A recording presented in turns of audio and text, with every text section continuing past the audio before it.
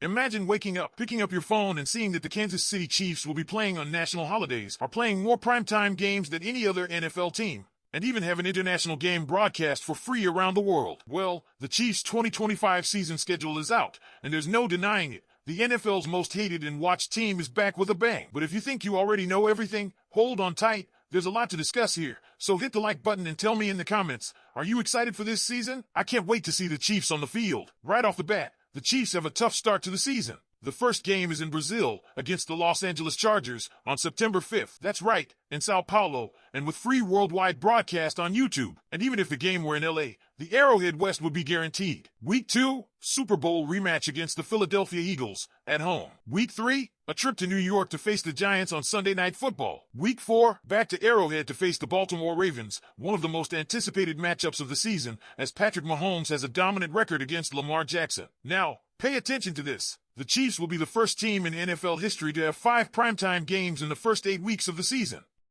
That's right. Even with so many fans complaining about watching the Chiefs all the time, the NFL knows that the public watches, whether they love it or hate it. Ratings rule, and the Chiefs know how to put on a show. And it doesn't stop there. Upcoming games include a Monday Night Football game against the Jaguars, a Sunday night game against the Lions, matchups with the Raiders, Commanders, Bills, all before the bye week in Week 10.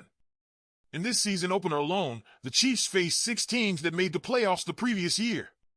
Let's get behind the scenes. Patrick Mahomes was recently honored with an induction into the Texas High School Football Hall of Fame, a landmark moment in which he pledged support to 15 schools through the Team Mahomes program, providing uniforms and support through his partnership with Adidas.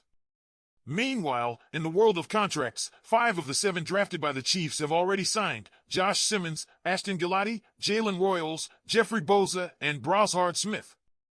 Only Omar Norman Lott and Noel Williams are left, and the negotiations are complicated by the new trend of fully guaranteed contracts outside the first round, something driven by Jaden Higgins and Carson Swessinger. And there's more. While the Chiefs are chasing another title, the state of Missouri is fighting a behind-the-scenes battle to keep the team on its home turf. With leases at Arrowhead and the Royal Stadium expiring in 2031, Missouri is trying to pass a bill that would offer up to half the cost of a new stadium for both teams.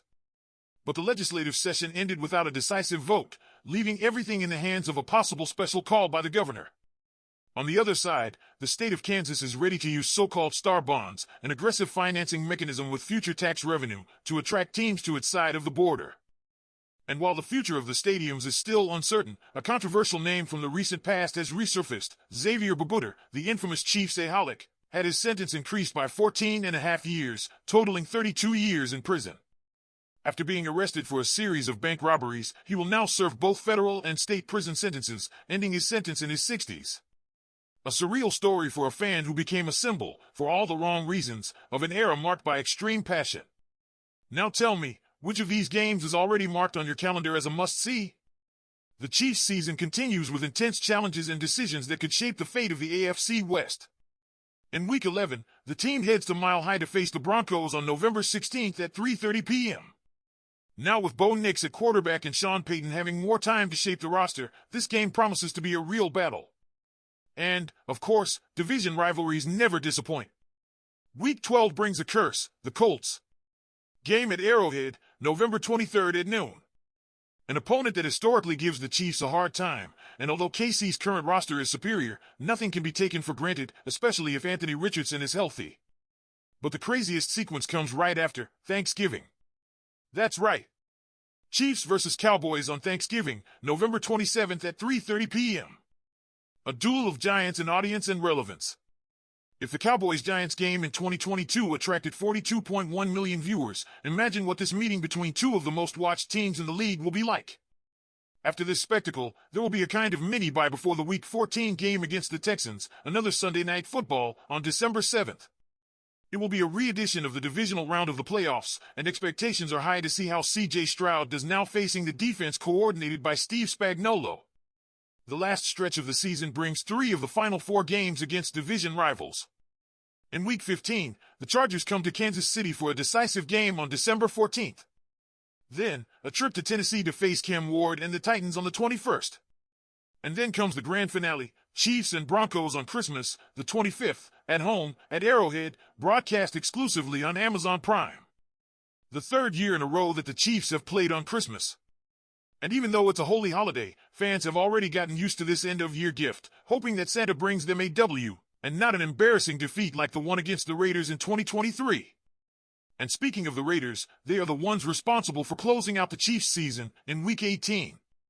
The date and time are still undecided because the NFL leaves these games flexible, choosing the most relevant ones for defining the playoffs. And by all indications, this matchup could decide a lot of things, including the AFC West title. Now let's look at the numbers that show how big this team is in the NFL.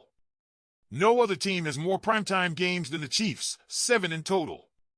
But when we look at the standalone games, that is, games in which no other team plays at the same time, the Chiefs are tied with the Commanders with 8. In other words, if you turn on the TV and there's a Chiefs game, you can bet that it's the only one playing at that time. It's the price of success, but it's also proof that this team is, today, the NFL's central spectacle. And the NFL knows exactly that. And while fans of other teams say they're tired of seeing Mahomes, Kelce, and company in the spotlight, on the other hand, they can't stop watching. And that's what fuels the cycle: love, hate, ratings, and more Mahomes. In short, the Chiefs' schedule isn't just a list of games, it's a soap opera with drama, emotion, and rivalries. With important dates, Christmas at home against a division rival, and an uncertain but potential ending, this season has everything to be one of the most unforgettable in the history of the franchise. Travis Kelce, that's right, on the latest episode of his podcast New Heights with his brother Jason, Travis got real about the Brazil matchup. He's not questioning the opponent or the mission, he's fired up to compete. But the weather? That's another story. "I'll be there, playing football, in the explicit heat," Kelce said bluntly. "There's just something about getting closer to the equator that I don't want to put on a football uniform doing that." He even referenced Jacksonville in September, calling it miserable. And honestly, who can blame him? We're talking tropical humidity, intense heat, and a uniform that doesn't exactly scream breathable. Still, despite the complaints, Kelce made one thing very clear: if it's hot and humid, I'm going to be miserable. But we're going to find a way to get a win.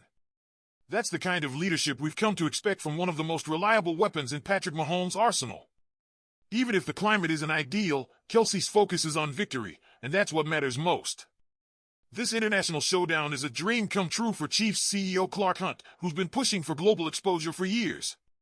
"We make the league aware every year that we would be delighted to play an international game, whether as a home team or as an away team," Hunt said. Now, it's happening. The game will be streamed for free on YouTube, reaching millions of fans worldwide. So what do you think, Chiefs fans? Are you excited about the Chiefs heading to Brazil to kick off the season? Do you agree with Kelce, or do you see this as a golden opportunity for the franchise to expand its global footprint? Leave your opinion in the comments, like if you appreciate the honesty of our stars, and don't forget to subscribe to always stay well informed. Go Chiefs!